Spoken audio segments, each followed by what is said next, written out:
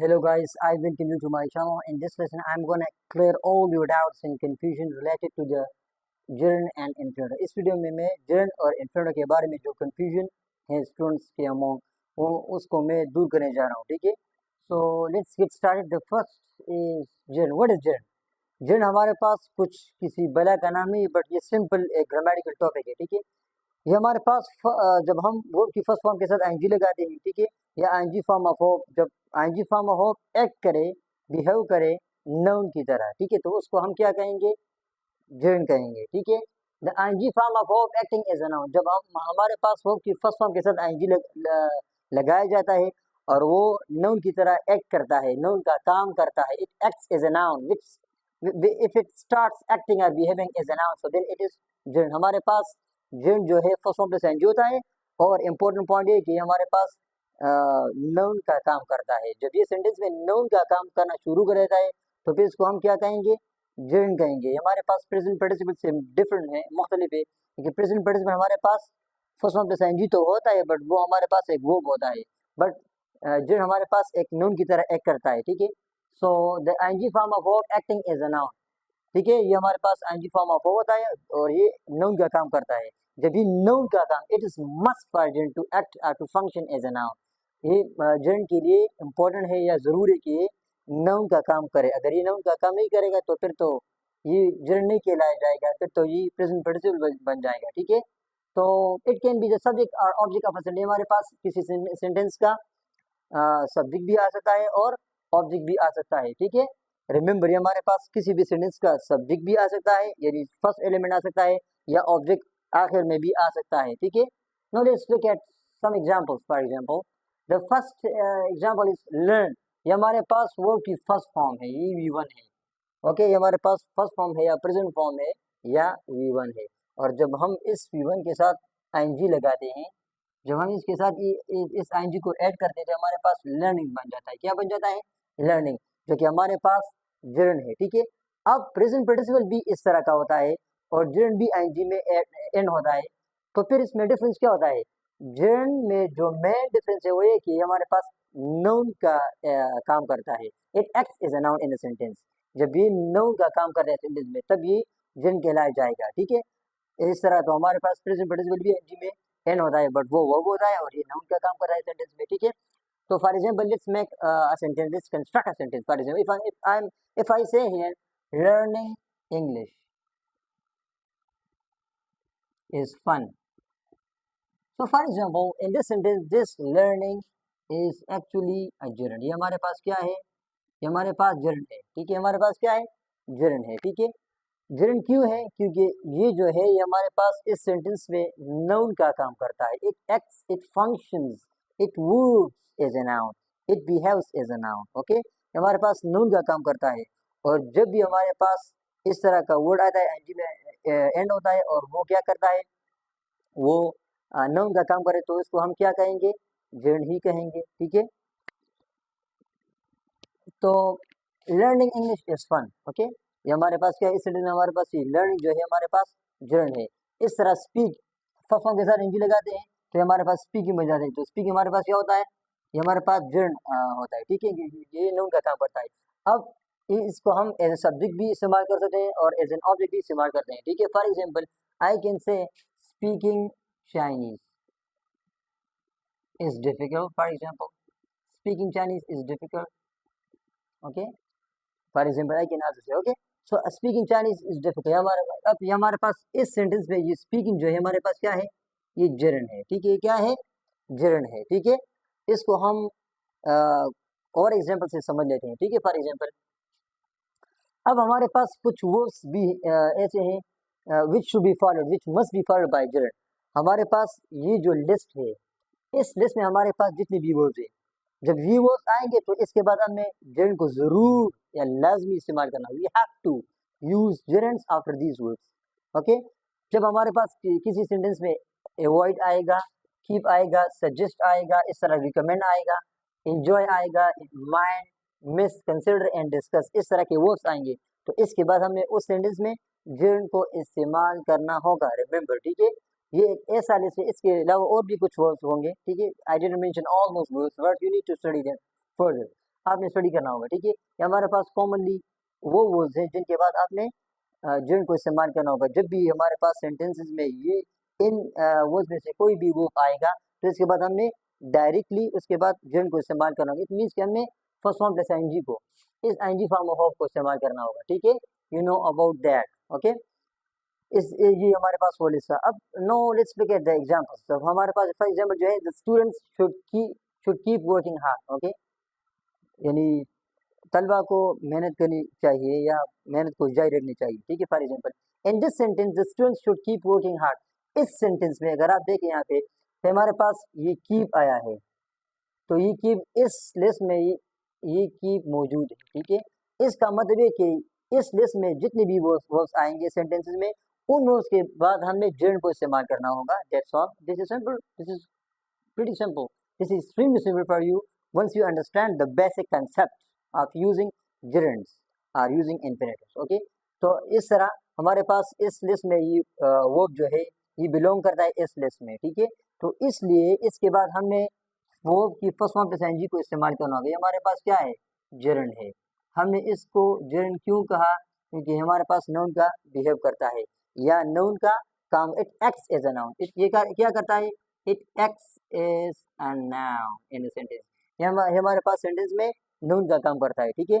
The students should keep working hard यहाँ पे, तो इसलिए हम यहाँ पे कह सकते हैं कि अगर आप यहाँ पे इस सेंटेंस को इस तरह बोले the student should keep to work hard, ये मुकम्मल तौर पर होगा। यहाँ पे आप इन्फिनिटिव का इस्तेमाल नहीं कर सकते। जहाँ पे आपको इन वर्ब में से कोई भी वर्ब आएगा तो इसके बाद आपने सिर्फ और सिर्फ जेरंड फॉर्म को इस्तेमाल करना होगा। आप उस सिचुएशन में या उस सिनेरियो में आप इन्फिनिटिव को कभी भी इस्तेमाल नहीं कर सकें। यहाँ पे इन्फिनिटिव इस्तेमाल करना वो सूटेबल नहीं होगा, वो फिट नहीं आएगा, रिमेंबर, ओके। दैट्स व्हाई ये हमारे पास क्या है, इन जेरंड है, ठीक है। क्या है, जेरंड है। इसके बाद सेकंड एग्जांपल को लेते हैं। Let's look at this second example. The second sentence reads like I miss spending time with my parents. यहाँ पे हमारे पास मिस है। जब भी हमारे पास मिस भी आएगा, ठीक है, तो आप यहाँ देखिए इसमें मिस भी है, ये वर्ड भी इस लिस्ट में मौजूद है। ये वो लिस्ट है या उन वर्ड्स का लिस्ट है जिन वर्ड्स हमारे पास जब ये वर्ड्स आएंगे तो इसके बाद हमारे पास क्या आएगा, इनके बाद हमारे पास जेरंड आएगा। तो ये भी हमारे पास मौजूद है इस लिस्ट में मिस। तो मैंने जब मिस को यूज किया तो इसके बाद मैंने क्या फॉर्म लगाया, इस फॉर्म को लगाया। हमारे पास आईएनजी फॉर्म तो है बट ये जेरंड है। अब जेरंड क्यों है, क्योंकि हमारे पास इस सेंटेंस में नाउन का काम करता है। It acts as a noun in this sentence, that's why ये हमारे पास क्या है, जेरंड है।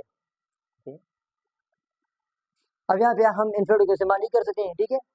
No, moving on to the next example, that is she avoids making spelling mistakes. यहाँ पे अवॉइड से जब अवॉइड आएगा तो इसके बाद आपने जेरंड को इस्तेमाल करना, यानी फर्स्ट फॉर्म प्लस आईएनजी को इस्तेमाल करना होगा, ठीक है। तो इसलिए हमें यहाँ पे हमारे पास क्या है, ये सॉरी ये हमारे पास एक ऐसा वर्ब है जिसके बाद आपने जेरंड को इस्तेमाल करना होता है। ये हमारे पास क्या है, फर्स्ट फॉर्म प्लस आईएनजी है और नाउन का काम करता है, तो हमारे पास क्या बन जाता है, जेरंड बन जाता है, ठीक है, gerund. If I am saying I love speaking, so speaking हमारे पास इस सेंटेंस में जेरंड आया, ठीक है। तो भी आ सकता है इट कैन बी सब्जेक्ट और object of a sentence. No, the for example is do you enjoy playing cricket. This is actually a question, this is an interrogative sentence, okay. This sentence belongs to present indefinite tense and this is actually the verb. If हमारे पास enjoy आएगा तो enjoy के बाद आपने verb की gerund form को लगाना होगा। आप इन्फिनिटिव को इस्तेमाल नहीं कर सकते हैं। This is an important point to understand, you need to master the concept of using gerund, okay. So enjoy यहाँ पे इस इस लिस्ट में हमारे पास एंजॉय है, हमारे पास एंजॉय है। जब ये एंजॉय आएगा या इनमें से कोई भी वर्ब आएगा तो इसके बाद हमने वर्ब की फर्स्ट फॉर्म के साथ एनजी लगाना होगा, यानी जेरंड को इस्तेमाल करना होगा। तो हमारे पास क्या है, जेरंड है, ठीक है। प्लेइंग हमारे पास क्या है, जेरंड है। This is clear, okay. No, let's talk about infinitive. What is infinitive? Infinitive हमारे पास क्या होता है, इसको उर्दू में मस्दर कहा जाता है, ठीक है। ये हमारे पास कुछ भी नहीं होता है, ये आसान है, बट ये भी नाउन का काम करता है। It also acts as a noun in sentence. जैसे हमारे पास जेरंड सेंटेंस में नाउन का काम करता है, इसी तरह सिमिलरली ये भी हमारे पास सेंटेंस में नाउन का काम ही करता है, okay. And it's 2 + V1 or base form और फर्स्ट फॉर्म। जब हम प्रीपोजिशन टू को लगाते हैं और इसके साथ हम फर्स्ट फॉर्म को लगाते हैं या बेस फॉर्म, फर्स्ट फॉर्म को बेस फॉर्म भी कहा जाता है, या प्रेजेंट फॉर्म को लगाते हैं या V1 को लगाते हैं, तो इससे हमारे पास क्या बन जाता है, इन्फिनिटिव बन जाता है। इस कंसेप्ट को हमारे इस कंसेप्ट को English language and English grammar में इन्फिनेटिव कहा जाता है, ठीक है। When to is followed by first form और V1 और present form then that is called infinitive. हमारे पास इसको क्या, फॉर एग्जांपल अगर जानेंगे to followed by one V1, जब हमारे पास प्रीपोजिशन टू आता है और ये फॉलो होता है वो उसकी फर्स्ट फॉर्म, तो फिर हमारे पास इन्फिनेटिव बन जाता है। And infinitive also acts as a noun in sentence, you know about that. No, let's take some example. The first example is 2 plus learn. ये हमारे पास क्या बन गया, 2 plus learn means to learn। ये हमारे पास प्रीपोजिशन 2 है और इसके बाद हमने वो की फर्स्ट फॉर्म को, या इसको हम बेस फॉर्म भी बोल सकते हैं, इसको हमने इस्तेमाल किया तो इससे हमारे पास क्या बन गया, इन्फिनेटिव। इससे हमारे पास क्या बन गया, infinitive. Okay, for example I can से she wants to learn, she wants to learn English literature, English literature, यानी वो अंग्रेजी अदब सीखना चाहती है। She wants to learn English literature। In this sentence अगर आप यहाँ देखें तो आप इन्फिनेटिव इजीली आइडेंटिफाई कर सकते हैं, because it is simple. All you need to do is just identify the to.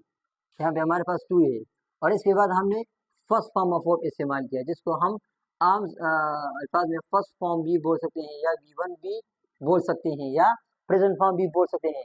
तो अब यहाँ पे हमने क्या किया, हमने फर्स्ट फॉर्म को लगाया, ठीक है, टू आ गया, इसके बाद हमने फर्स्ट फॉर्म को लगाया तो हमारे पास क्या बन गया, इन्फिनेटिव। हमारे पास क्या है, infinitive. So this is the infinitive in this sentence.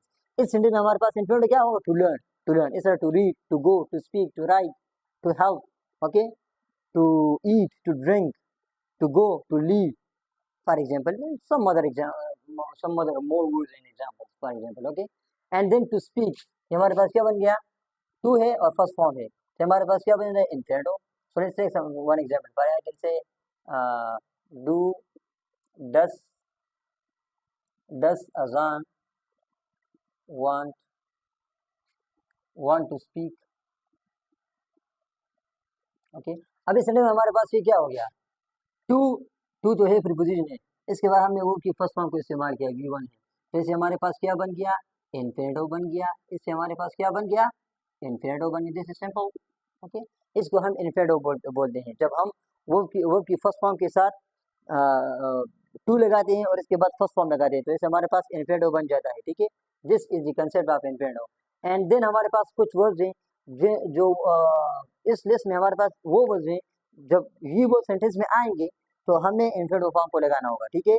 इसके बाद जिन को इस्तेमाल नहीं कर सकते हैं, ठीक है। फॉर एग्जांपल चूज है, वेट है, डिसाइड, नीड, वांट, प्रॉमिस, कम, एक्सपेक्ट, प्लान, एक्सेट्रा। अगर इन वर्ड्स में से कोई भी वर्ड सेंटेंस में आएगा तो इसके बाद हमने इन्फिनेटिव फॉर्म को लगाना होगा। उस सिचुएशन में हम जिन को इस्तेमाल नहीं कर सकेंगे या नहीं कर सकते, उस सिचुएशन में हमें किस फॉर्म को इस्तेमाल करना होगा, इन्फिनेटिव फॉर्म को इस्तेमाल होगा, इन्फिनेटिव फॉर्म इस्तेमाल होंगे, ठीक है।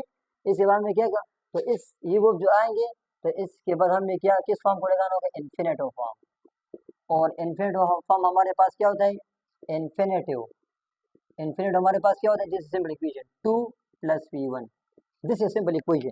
ये हमारे पास क्या है, इन्फिनेटिव है, this is simple formula, okay, you understand that. So let's look at some example. अजान doesn't want to learn Chinese. इस सेंटेंस में हमारे पास इन्फिनेटिव क्या है, ये है, ये तो टू हो गया, इसके बाद फर्स्ट फॉर्म, तो इससे हमारे पास क्या बन गया, इन्फिनेटिव। इसके बाद we need to promote peace and prosperity in the world, we need to promote peace and prosperity in the world. So in this sentence इसमें हमारे पास इन्फिनेटिव क्या है, ये इन्फिनेटिव है। अब ये इन्फिनेटिव की है क्यों है, दिस इज इन्फिनेटिव बिकॉज इसमें हमारे पास क्या हो गया, ये टू आ गया, okay. First of all you need to identify the to, the preposition to.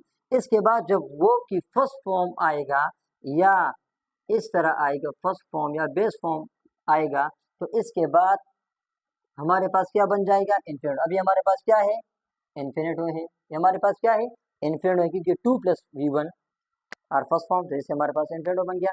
और ये भी सेंटेंसेस में नाउन की तरह बिहेव करता है या एक्ट करता है, okay. The third example is the new student expected to get first position. अब हमारे पास एक्सपेक्टेड आ गया और इस लिस्ट के मुताबिक हमारे पास एक लिस्ट है, इस लिस्ट में आप इस एक्सपेक्ट को भी देख सकते, you will see this word, you see clearly that this verb exists in this list. It means that this is the kind of verb which takes the infinitive form. ये एक ऐसा verb है जो infinitive form को इसके बाद हमने infinitive form को इस्तेमाल करना, we have to, we should, we must use infinitive form after this verb which is expected. जब एक्सपेक्टेड आएगा या जब इस तरह नीड आएगा या जब वांट आएगा या इस लिस्ट में जितने भी वर्ब्स हैं इन वर्ब्स में से कोई भी वर्ब आएगा तो हमें किस फॉर्म को इस्तेमाल करना होगा, इन्फिनिटिव फॉर्म को। तो आप यहाँ देखिए, यहाँ पे हमारे पास expected you know about it, okay. So expected आया तो इसके बाद हमें किस फॉर्म को लगाना होगा, इन्फिनिटिव। ये हमारे पास टू हो गया और फिर फर्स्ट फॉर्म हो गया, तो इसे हमारे पास क्या बन गया, infinitive. Okay, this is infinitive. जब एक्सपेक्टेड आएगा और डूज आएंगे, ठीक है। No, moving on to the final example, I have decided to educate the people, I have decided to educate the people. So in this sentence you see clearly that अगर यहाँ पे decide का word आएगा या decide verb जो है वो आएगा तो इसके बाद भी हमें वर्ब की इन्फिनिटिव फॉर्म को इस्तेमाल करना होगा। क्यों? क्योंकि हमारे पास इस लिस्ट में शामिल है, जितने भी वर्ड्स इस लिस्ट में शामिल है वो इन्फिनिटिव फॉर्म को यूज करते हैं, ठीक है। तो ये डिसाइड, डिसाइड आ गया तो इसके बाद हमें इन्फिनिटिव फॉर्म को इस्तेमाल करना होगा। एंड इन्फिनिटिव हमारे पास टू पार्ट से बना होता है, and let's try to break down this infinitive into two different parts.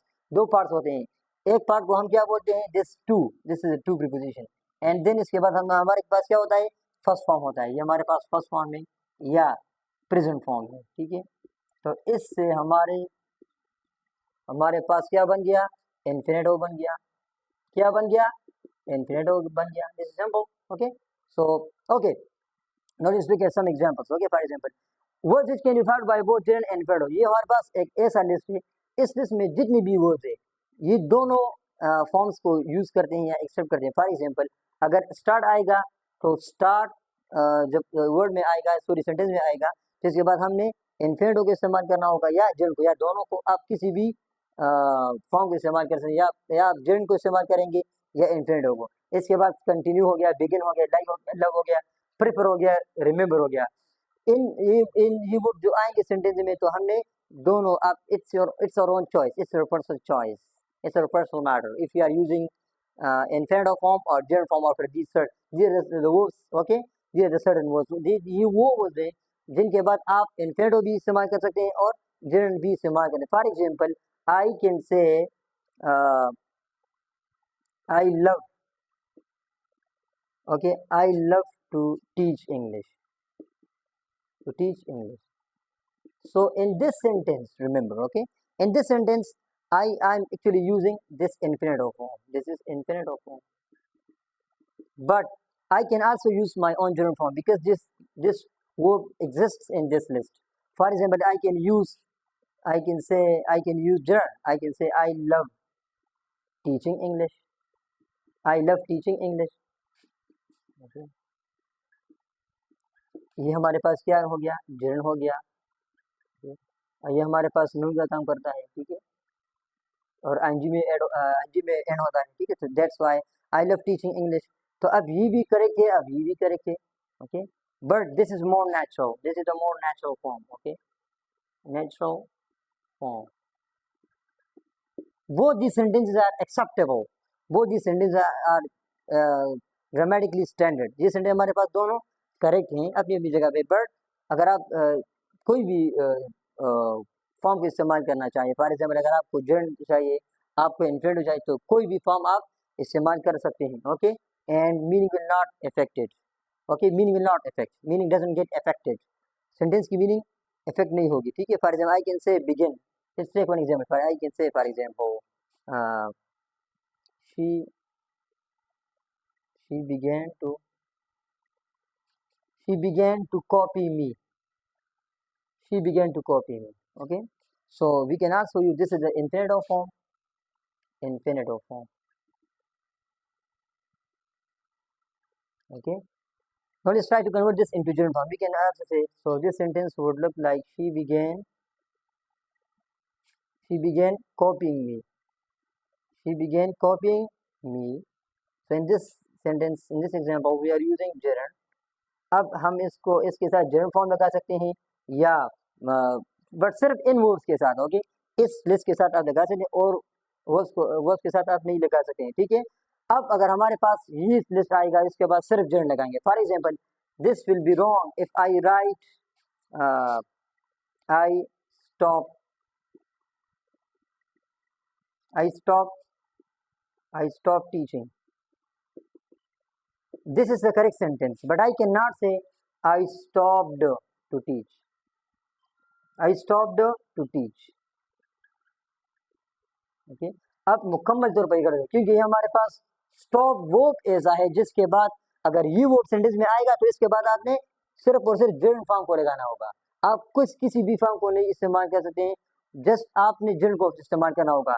यहाँ पे जर्नल को मैंने इस्तेमाल किया तो sentence is grammatically correct, is grammatically right sentence, but this is wrong because आपको चाहिए कि आप इसके बाद क्या लगाएंगे, इस जर्नल फॉर्म को लगाएंगे, बट ये मैंने इंफिनिटिव फॉर्म को लगाया तो ये गलत होगा। ठीक है, this is the common mistakes students make all the time। ये हमारे पास ऐसे मिस्टेक जो स्टूडेंट्स बार बार कन्वर्सेशन में या राइटिंग में बनाते हैं। ठीक है, मिस्टेक्स करते हैं, sorry. Okay, so that was all. Please you know it takes a lot of effort, okay, to make a video, so please don't forget to like and subscribe to the channel. Okay, thank you so much. I'll see you in the next video. Till then, take care.